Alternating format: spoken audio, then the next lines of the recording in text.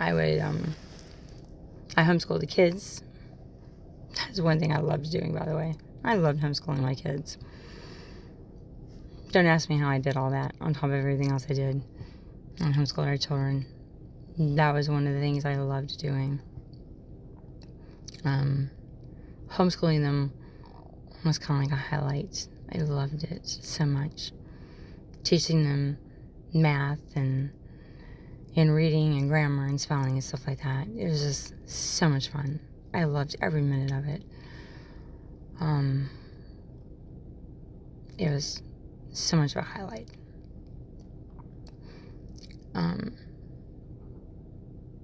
I had to learn what books to get. I had a friend of mine in Houston who homeschooled her kids, so she taught me a lot of everything she knew. I was struggling so much with a lot of this, and luckily I had a couple of friends I could turn to that he hadn't turned against me.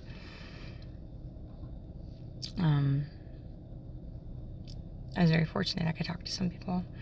Some of the people that we worked with, he had turned against me, so I had,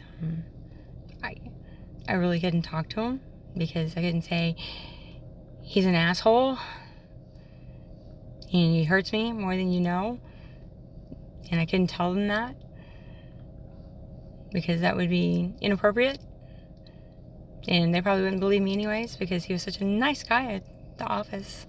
You couldn't tell.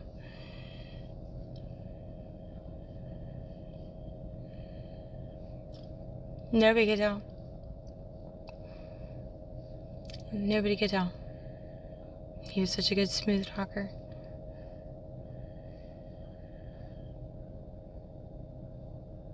He was so good at covering everything up.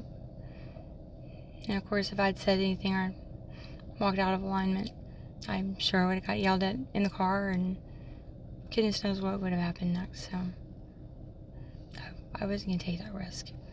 And I wasn't going to take a risk of getting my kids hurt either. So I just stayed in the line, walked that thin line. Don't go out of alignment, Angela. He lied a lot. He lied to me a lot. It was only according to my daughter he was talking to other women on Facebook. I didn't know that. But he told her to keep it quiet.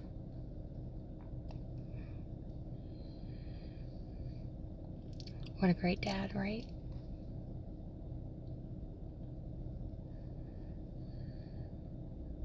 Who tells their daughter to do that?